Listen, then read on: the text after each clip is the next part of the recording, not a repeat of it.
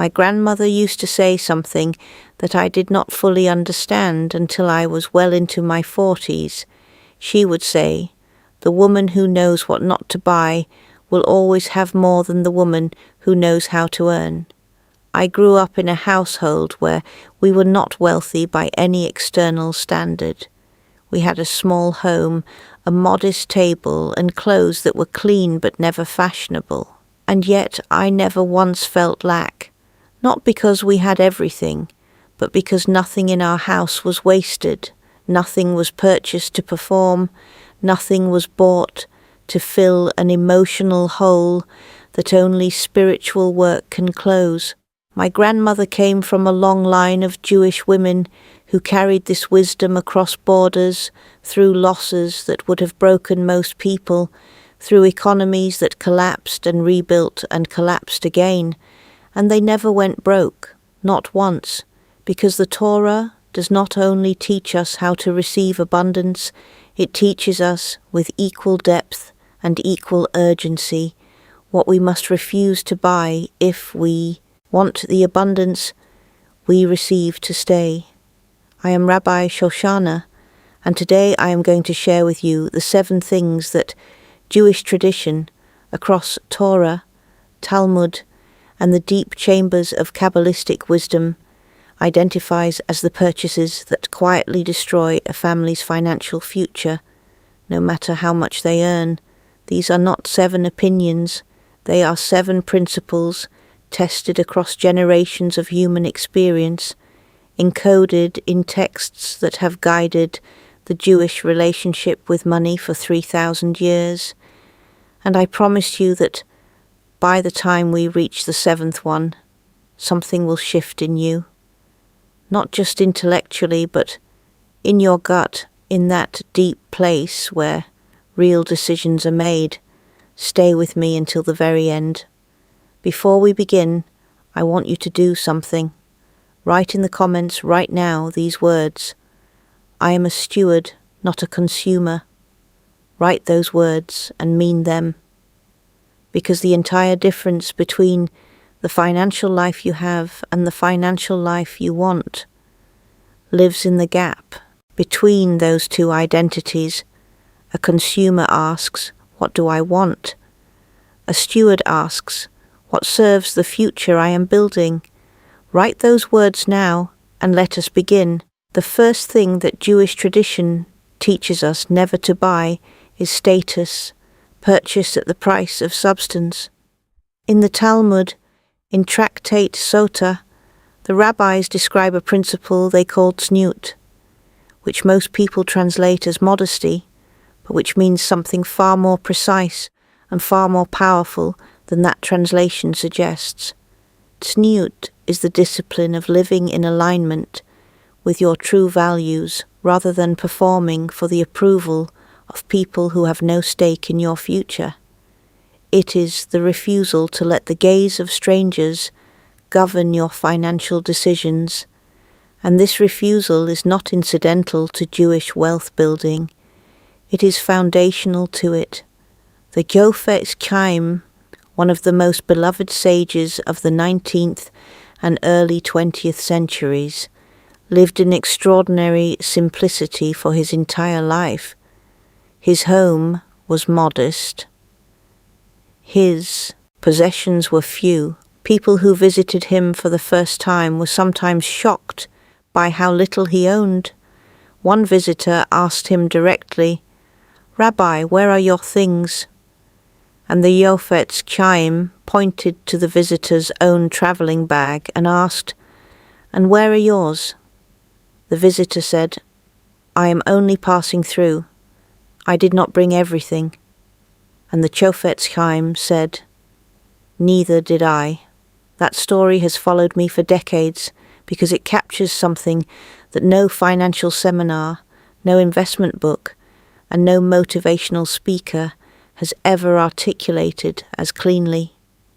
Every purchase you make to impress someone who does not love you is a purchase made by a person who has forgotten that they are only passing through. The luxury car financed to appear successful, the designer item bought on credit for a social event, the renovated kitchen that nobody needed, but everyone would see. These purchases do not represent wealth. They represent the anxiety of someone who has not yet found their own worth from the inside. And the tragedy is not just financial, it is spiritual, because every dollar that goes toward performing for strangers is a dollar stolen from the security of your children. Every payment made to maintain an image is a payment drawn from the inheritance of the people who will carry your name after you are gone. The Talmud in Avot teaches, who is rich? The one who is satisfied with their portion, not the one who appears rich, not the one who performs wealth, the one who is genuinely, internally, spiritually satisfied. And that satisfaction is available to you right now at exactly your current income level, if you stop buying the approval of people who are not thinking about you anyway. The second thing that Jewish wisdom teaches us never to buy is the asset that eats rather than feeds. This is one of the most practical teachings in the entire Talmud, and it appears in multiple tractates because the rabbis considered it fundamental to financial survival across any economic era. In Tractat Bava Metzia, the sages give detailed guidance on how a person should allocate their resources, and the principle they articulate is called Maaseh Yadayim, the fruit of one's hands. They teach that money should be directed toward things that produce more than they consume, things that generate rather than drain, things whose value increases through time rather than collapsing the moment they are touched. A brand new vehicle financed at high interest loses a significant portion of its value within the first year of ownership. A wardrobe filled with clothes worn once for a photograph and never again drains your resources without returning anything. An electronic device purchased at full retail price the week it launches, only to be replaced by a newer version 18 months later, consumes your capital without ever converting itself into anything that grows. The rabbis used agricultural language to describe this distinction because the people they were teaching understood farming, and they said, some seeds you plant in fertile soil, and they multiply. Other things you plant in sand, and they rot the moment the water comes. The question you must ask before every significant purchase is not, do I want this? The question is, will this feed me or eat me? And if the honest answer is that it will eat you, the Torah gives you the spiritual authority and the spiritual obligation to walk away, because the money you protect from destructive purchases is not money you lost. It is money you have gifted to your future self, to your children, to the generation that will one day live in the house that your discipline built. Subscribe to this channel right now if you are receiving this teaching and want to continue going deeper, because what I am sharing with you today is only the beginning of a body of wisdom that I have spent decades studying and that I release here every week. Subscribe and activate the bell, because the next teachings build on this one, and I do not want you to miss a single piece of what is coming. The third thing that Jewish tradition warns us never to buy is a recurring obligation without a corresponding recurring source of income. This principle has a Kabbalistic dimension that I want you to understand before we discuss the practical application, because the practical application makes far more sense when you feel its spiritual foundation. The Zohar in Parashat Vayetchi teaches about what it calls the flow of Shefa, the divine stream of abundance that moves through the world and through human lives like water through a landscape. The Zohar says that Shefa flows freely through open channels and pools behind blockages, and one of the most powerful blockages that a human being can create in their own financial channel is the structure of ongoing outflows that have no corresponding inflows, commitments that drain every month without producing anything, small obligations that seem harmless individually but collectively create what the rabbis would call a spiritual weight, a heaviness in the financial field that slows everything and eventually stops the flow entirely. Most people today are committed to dozens of monthly expenses that they either forgot they signed up for or continue paying out of inertia rather than genuine use. Every one of those automatic withdrawals is a hole in your vessel. Every hole is water you will never recover. And the Kabbalistic principle is precise. Before you create an outflow, you must first create an inflow to sustain it. Before you add an obligation, you must add a source. This is not merely financial advice. It is a description of how energy works in the universe. Outflows without inflows do not sustain themselves. They collapse. And the collapse always comes at the worst possible moment, when you are already stretched, when you are already tired, when you least have the reserves to absorb the damage. Audit your recurring expenses this week. Write them all down, every subscription, every membership, every automatic payment, and for each one ask honestly, is this producing something real in my life, or is this simply a habit I have not examined? The ones that produce nothing must go, not because you cannot afford them, but because you are a steward, and stewards do not maintain holes in their vessels. The fourth thing that Jewish wisdom tells us never to buy is a financial product whose inner workings you cannot explain to a 10-year-old child.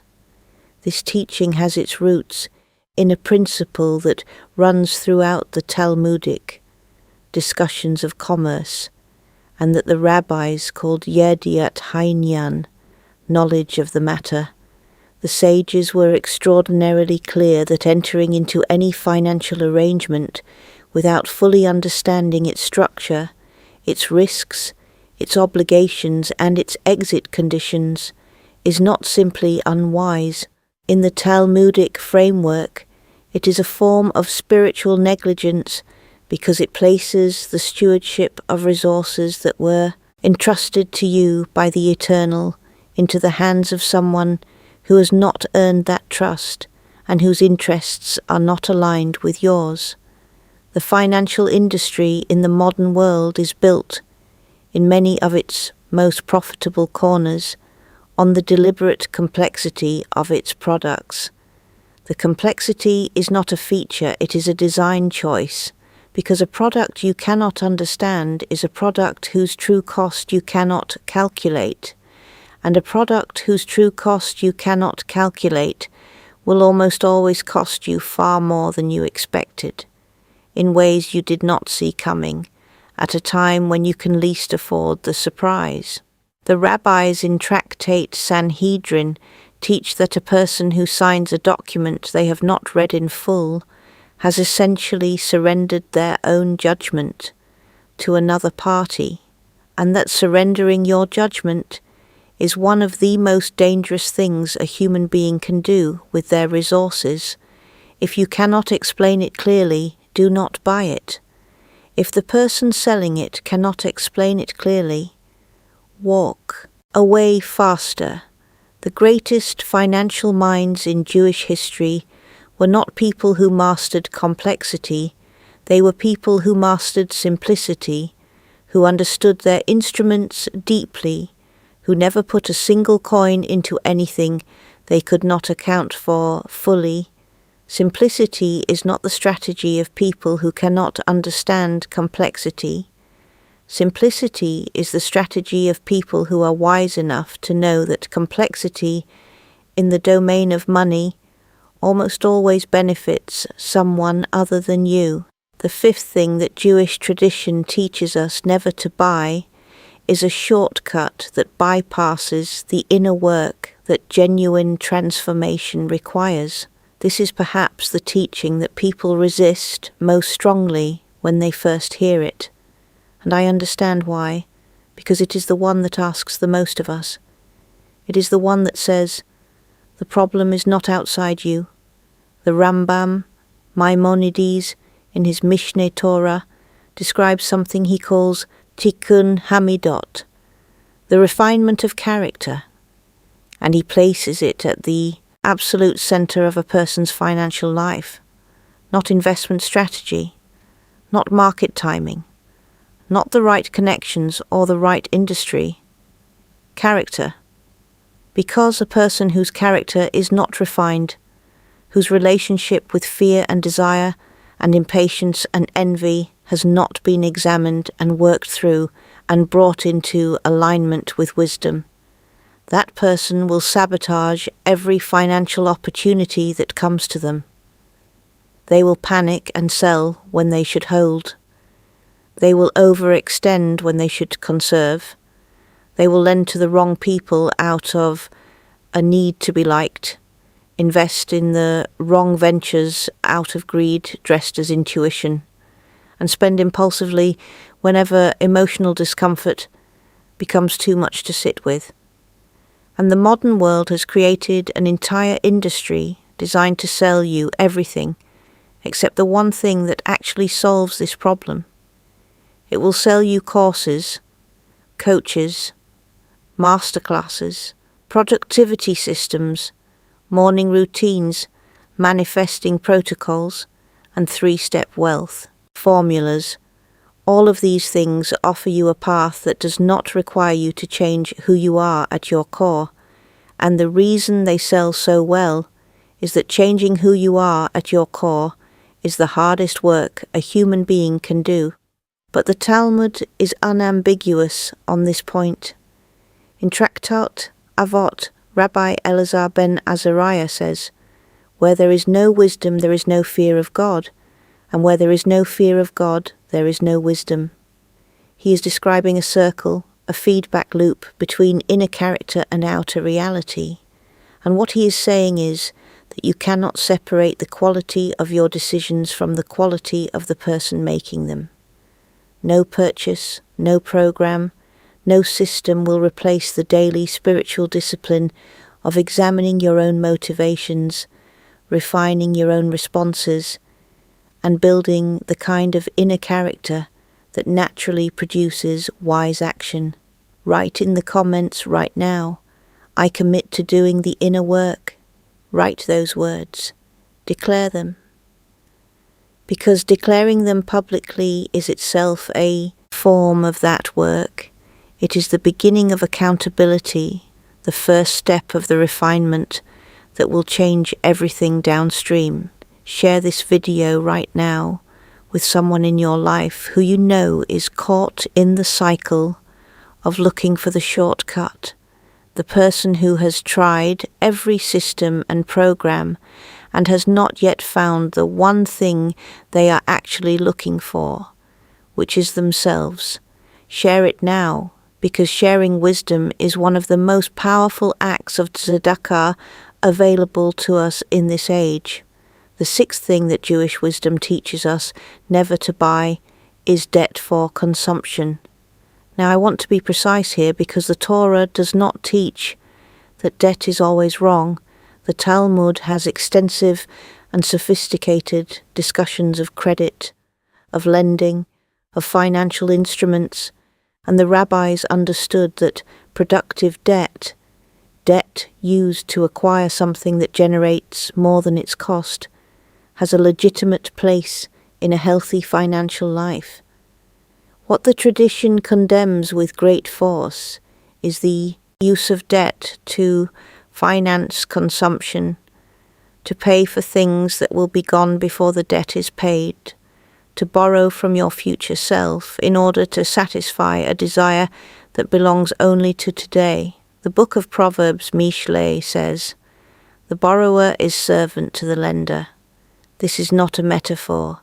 It is a description of a spiritual and psychological reality that anyone who has carried consumer debt for years recognizes with painful clarity. When you owe money for something you no longer have, when you are paying monthly installments for a dinner that was eaten years ago, a vacation whose memories have faded, a garment that sits forgotten in the back of a closet, you are not simply managing a financial obligation. You are carrying a spiritual weight that colors every financial decision you make going forward. The anxiety of that weight, the low-level constant pressure of being owed, of being behind, of being in someone else's power, is one of the most insidious forms of poverty that exists, because it does not feel like poverty, it feels like normal life, until you finally experience what it is to be free of it.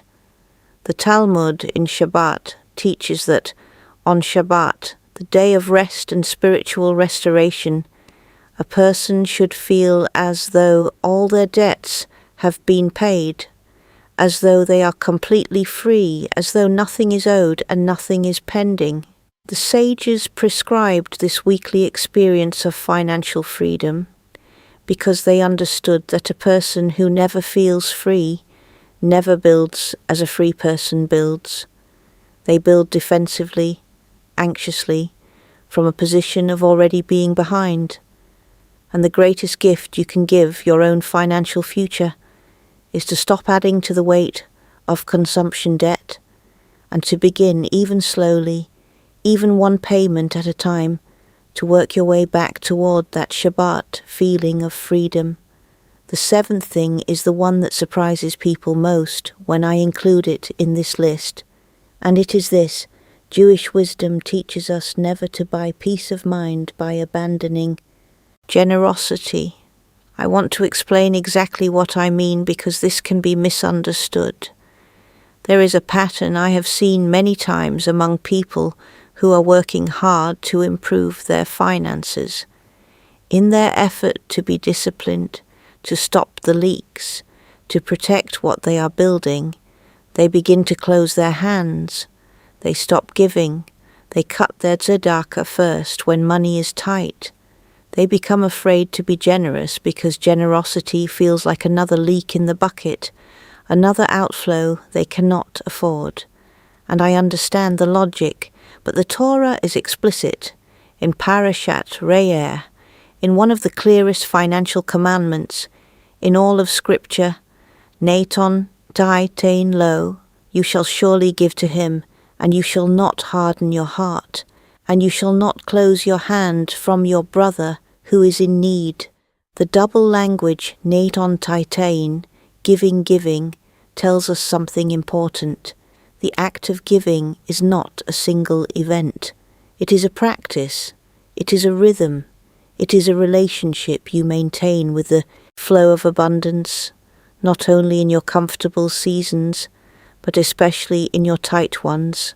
The Talmud in Tanit teaches that Maser, the tithe, the practice of giving 10% of one's income, is described as the one area in all of Torah where we are permitted to test the eternal.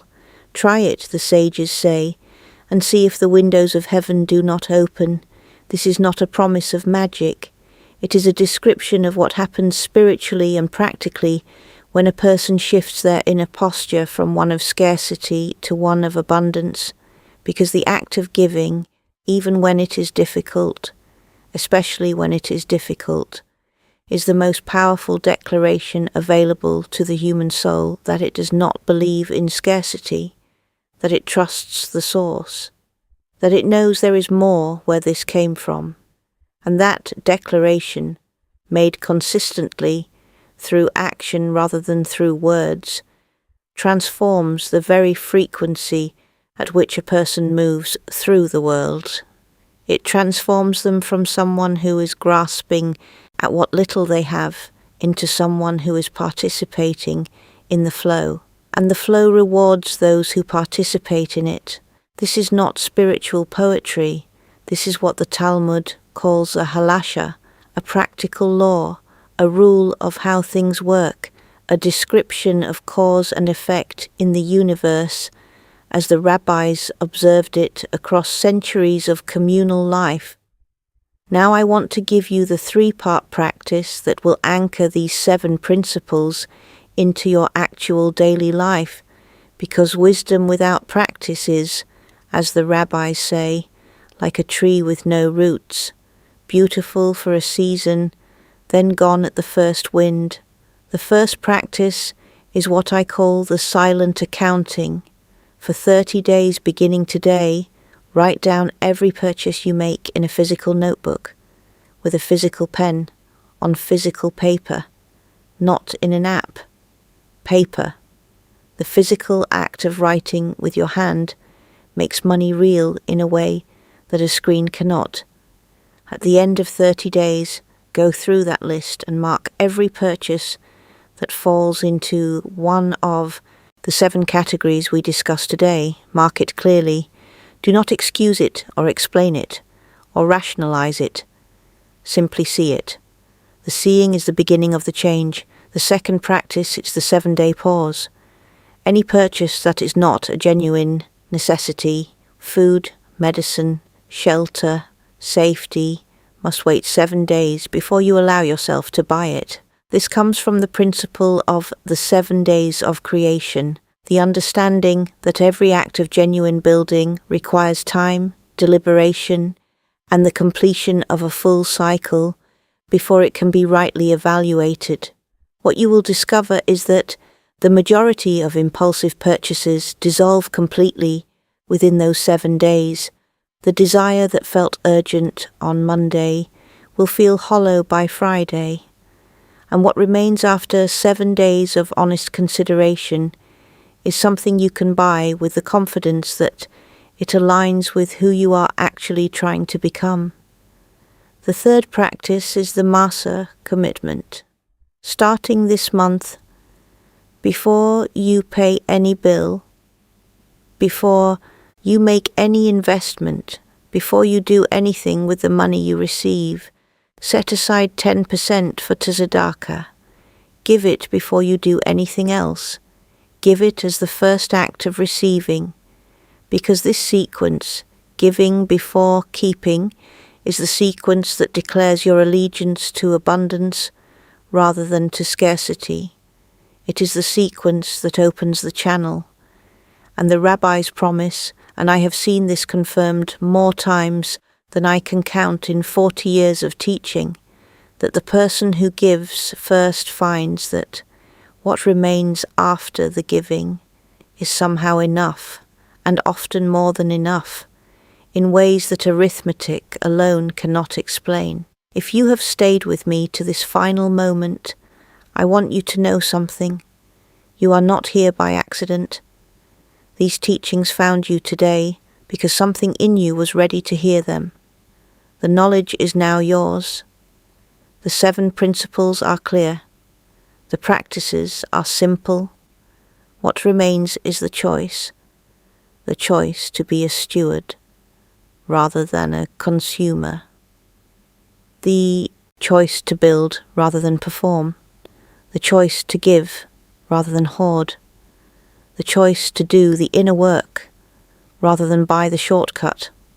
May the Eternal bless you with the discipline to keep what you have been given, the wisdom to grow what you keep, the courage to give from what you grow, and the peace that comes to the soul that has aligned itself, even imperfectly, even slowly, with the ancient laws of abundance that have preserved families through every storm the world has ever produced.